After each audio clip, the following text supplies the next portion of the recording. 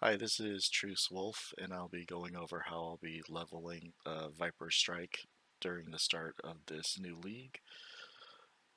And the skill I'll be using for the most of the early game will be Shattering Steel, and then once I'm in Act 4 and I'm progressing through that, then I can switch over to Viperstrike and pretty much run it pretty much the same way that I'm going to through endgame, only swapping around into more offensive skills as I fill out defenses like ailment immunity and spell suppression. But we're basically going to go through the tree level by level and point by point and to see how I spec out the tree. So starting off level 1, you're basically at Nessa. After you kill Hillick, you want to pick up a Rustic Sash to get 20% physical damage, and also you want to talk to Tarkleigh, and hopefully he'll have a goat hide shield for sale. He almost always does.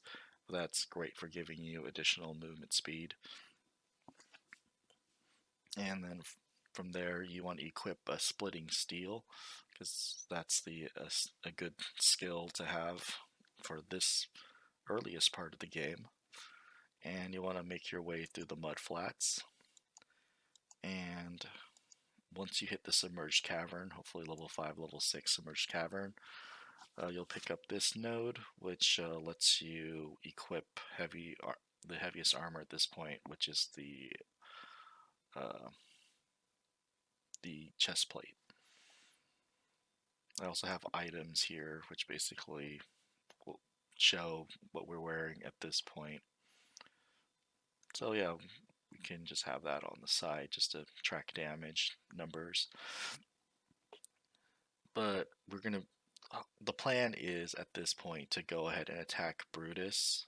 We're not going to wear a chest armor until we can get to this point, but we are trying to fill out our tree to fill up to this point. And once you hit here, you can go ahead and put on a chest plate.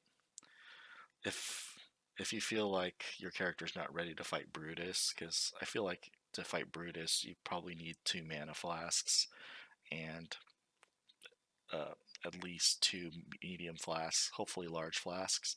But if you don't have that yet, I think it's better to go to the title island at that point and get the onslaught gem and the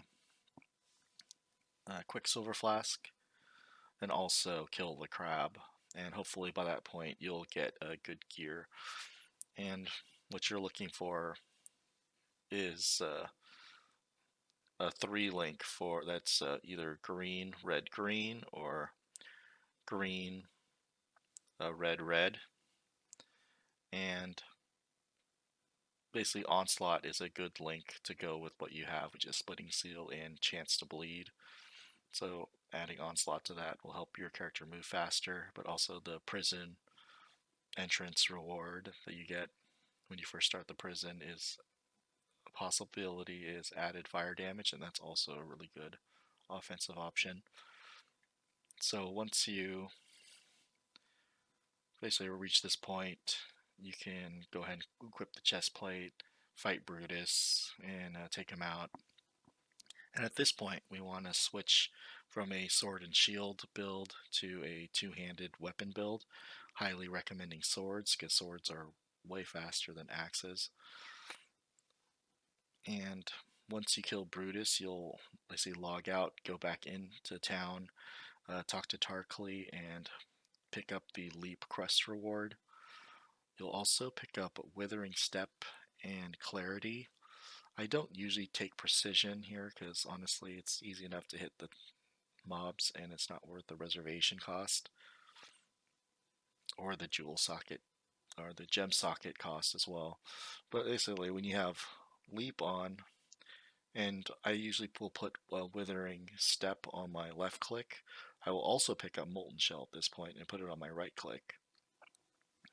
Basically the Withering Step will help me move faster.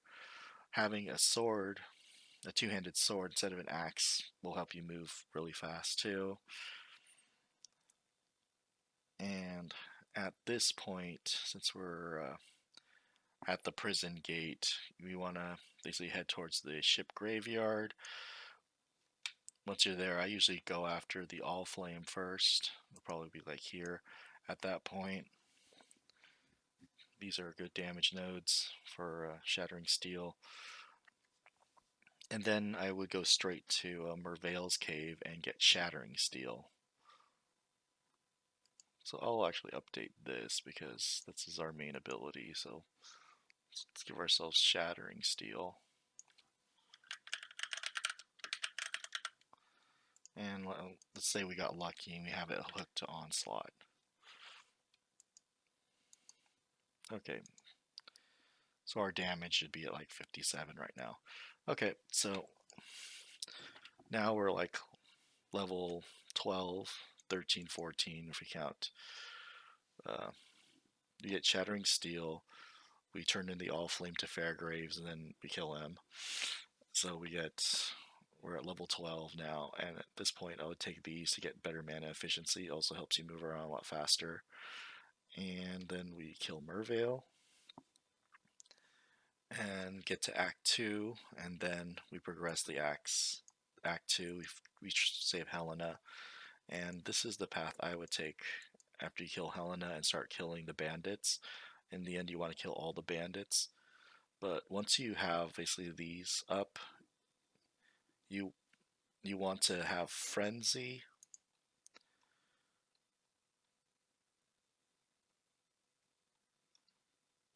the Defiance Banner, and maybe Herald of Ash or Herald of Agony.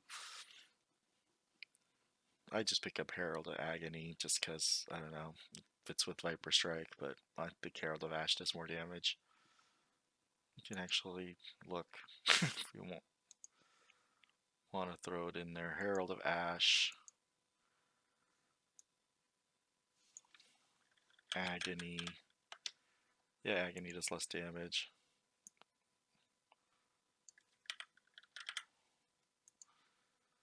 But yeah, with those,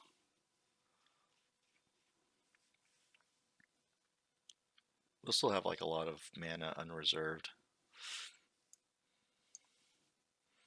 But from there, we're gonna continue down here, and I would actually take this next and get this plus 600 armor while affected by a guard skill buff. I mean, with Molten Shell and having 600 armor at this point in the game is ridiculous.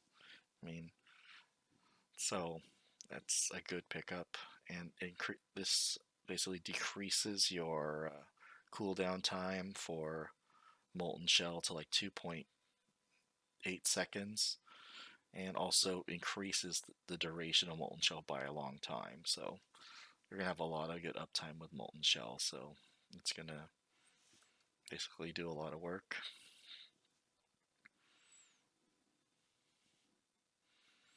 And okay, then after you kill the bandits and you kill the spider, I would pick up Vicious Projectile because that's probably the best skill to add on to go with Shattering Steel, the best support gem.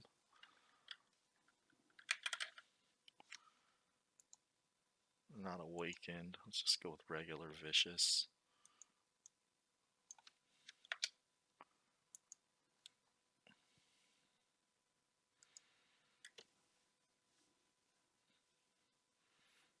And at this point, also, like we're using the clarity, but we want to wear like heavier armor. I mean, I think this gave us some strength too. Like something in here gave us strength. Oh, we're just getting strength nodes, I guess. But we want to upgrade to wearing from our chest plate that we were wearing before. We want to go up to like copper and war plate. So we have 63 strength, so we can go ahead and wear war plate and get a whole lot more defense. And from here, I would actually take this, and this increased skill duration also again increases the length of our molten shell being up. And I find it molten shell is usually up for most of the time I'm fighting, or if something attacks, I can go ahead and put it up. There is some tech to automate molten shell that we can use once we get to Act 4.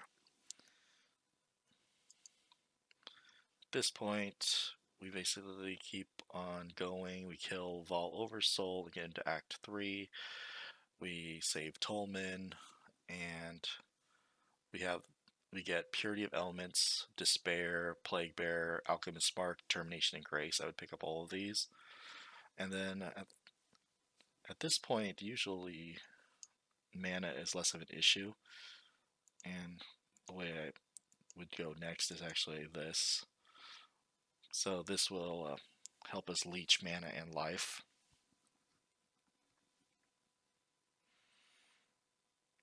Then I would go here and pick up these nodes.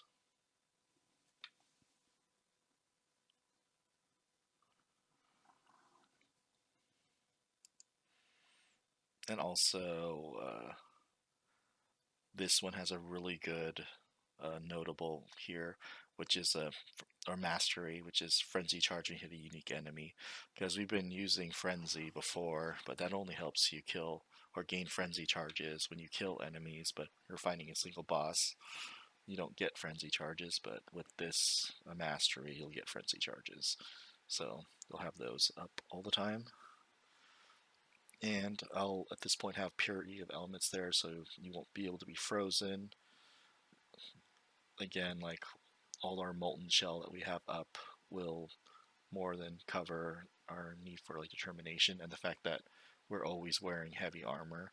I mean, for the most part, you don't really care about energy shield gear. We only needed like one blue socket like before for the clarity, but now we'll have, all these other gems, and they're all optional, like Despair, Plague Bearer, Al- Alchemist Mark. I would say Plague Bearer is probably the most important. Next is Despair, and then the Alchemist Mark.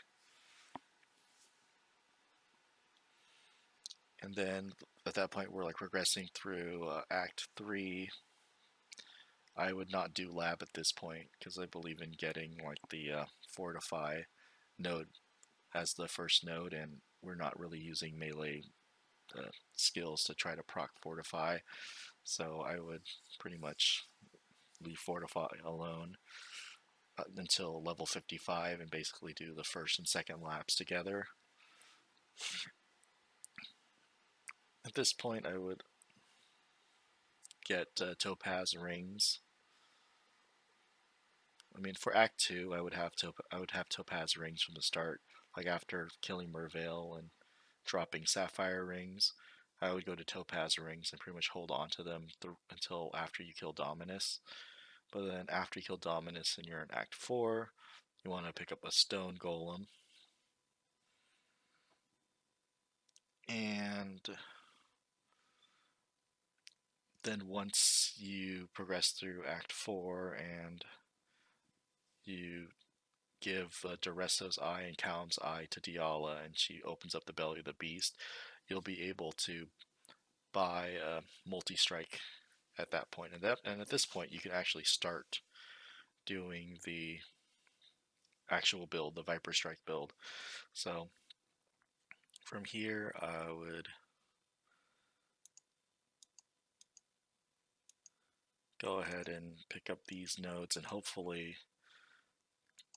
getting like, the strikes, one,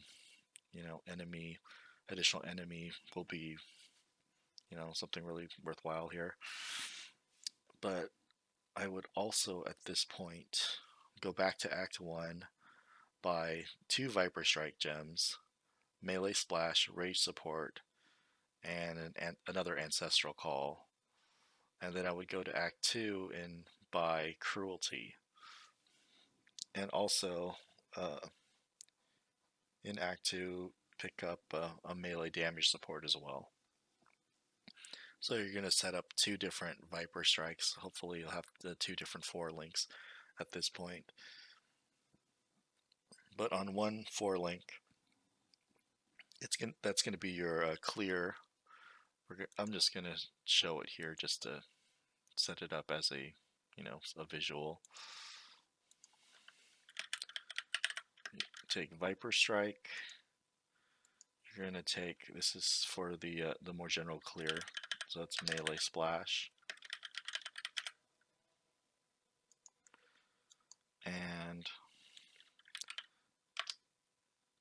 You have to have multi-strike, because that's basically what lets you use viperstrike fast enough in a way that will actually, make it usable.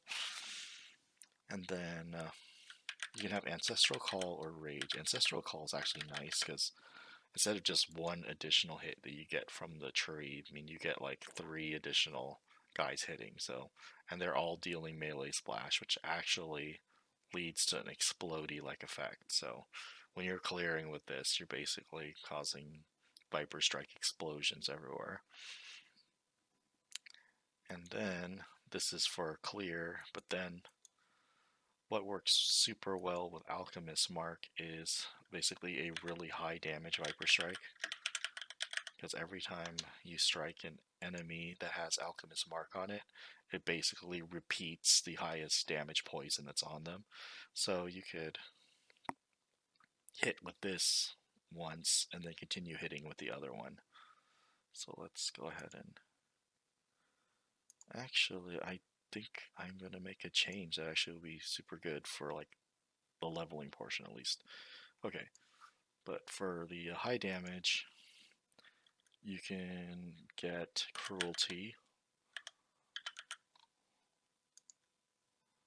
Multi-Strike, and Unbound Ailments. You'll have to get this from Ciosa. If you don't want to bother with that, you can use the melee physical that we got. And these should do, pretty good damage.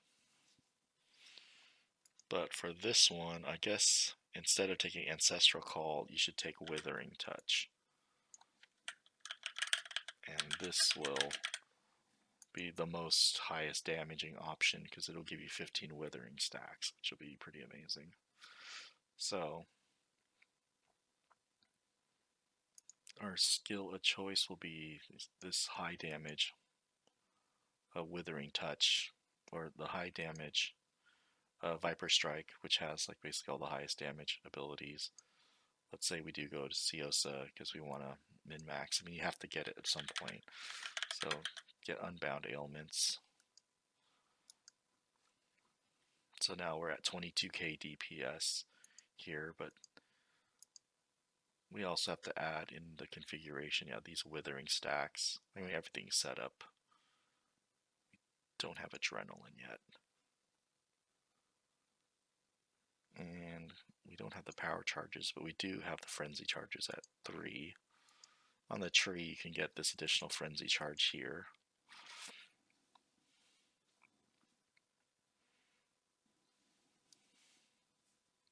But at this point as well, since we're going to Viper Strike, which is, a chaos-based build, all the physical damage stuff that we've taken so far isn't useful for that. So I would also, at this point, go back to Act 1 and do the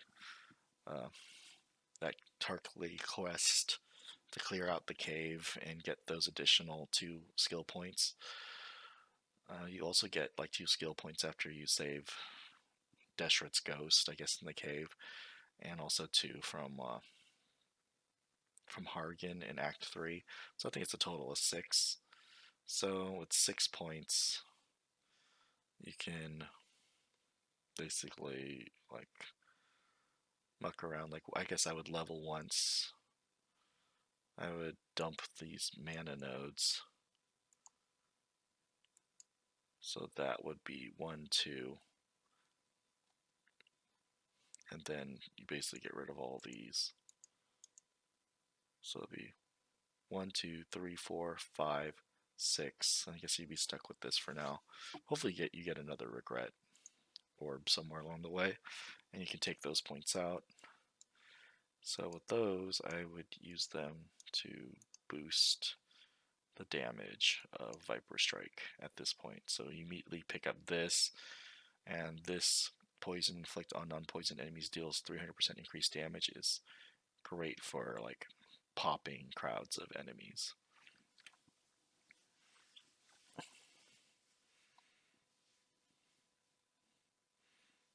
Then preparing for Malachi, you just basically put these points here for life, get more life and more life.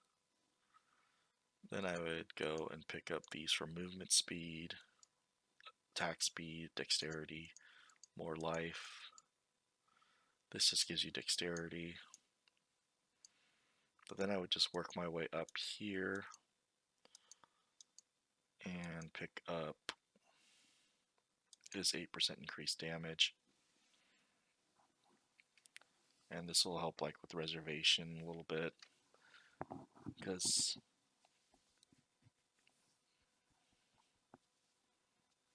in the end we want to reserve a lot of skills. So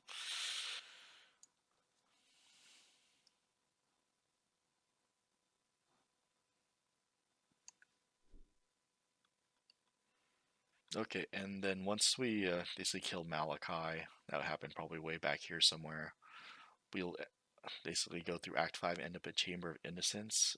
At this point, we probably want to level all the way up to level 51 to 53, which will get us around here.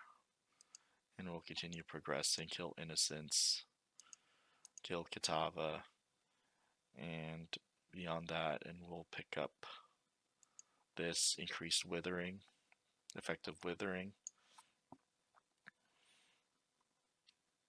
And then next I would just pick up these and on to get to more life, because having a life, bigger life pool is good.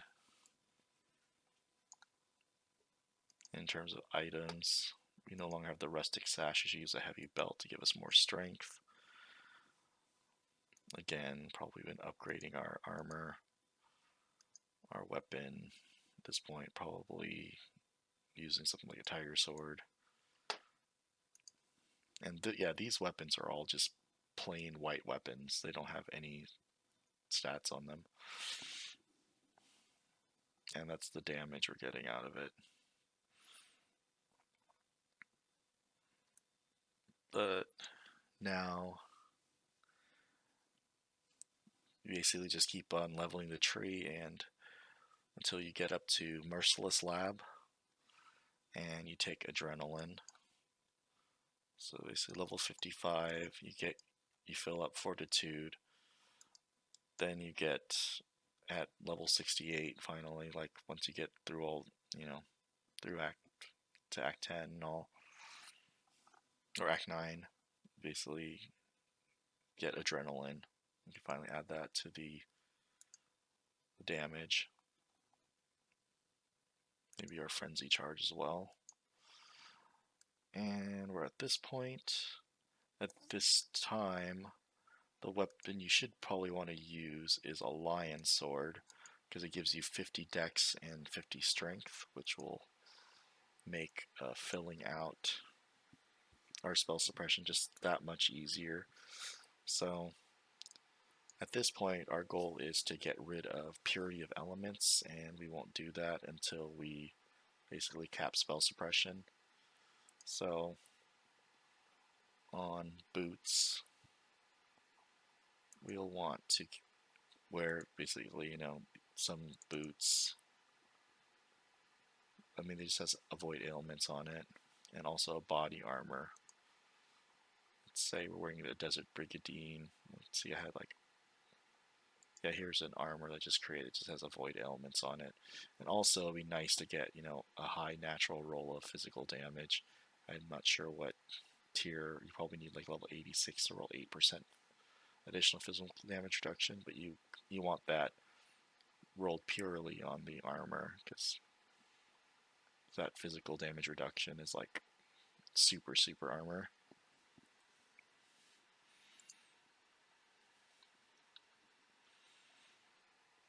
And aside from that, we want to upgrade, basically all item slots could probably benefit. Like a good item slot for the helm is probably like a pig face bassinet, get spell suppression on it. Like Elevore is really nice because it gives you both spell suppression and elemental ailment avoidance, so it helps capping it easier. But yeah, once you're able to cap spell suppression, what you're basically doing here, by filling out these parts of the tree. I take 50% reduced damage from suppressed crits. I think that's a really nice defense there. So getting some elemental resist here. More duration time here to increase damage again.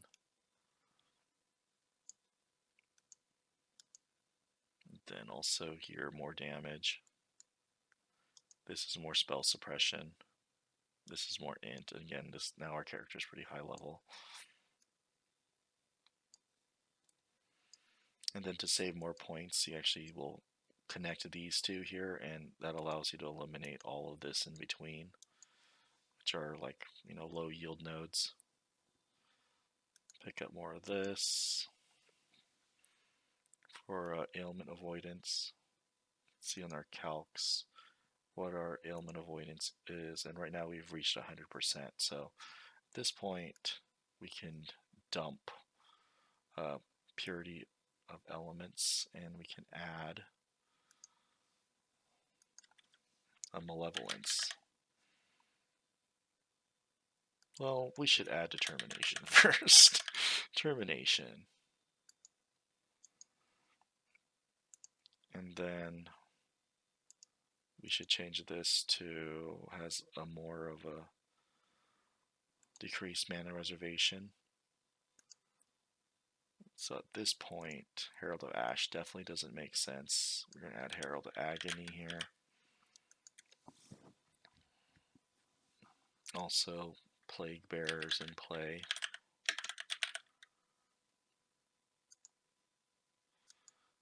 Also, we have Despair that we're self-casting.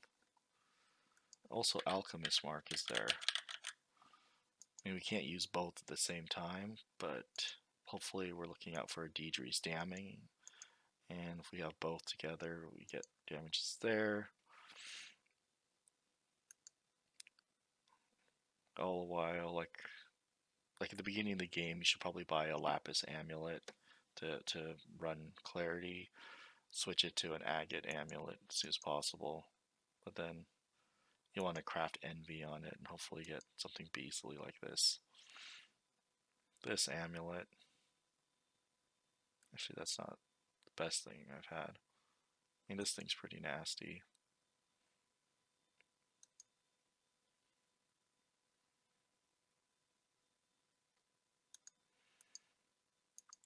And for your other ring, probably just want like an Iolite ring of some kind. Good pickup for trying to block out like the ailment immunity is probably a Stygian Vice with 2 ghastly gems in it. For gloves early on, before you find like a lot of the Eldritch E-cores, is Apothecary's gloves. So yeah, it pretty much fills in like all of our slots here. And the rest is pretty much standard, so hopefully this guide was helpful, and at this point, like early maps, I guess we should be doing decent damage, because once we fill up this part of the tree, we should have honestly 100 spell suppression. You'll probably get dex for some piece of gear.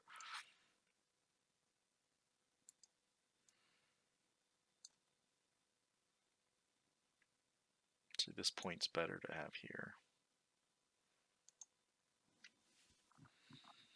Either way, that's it.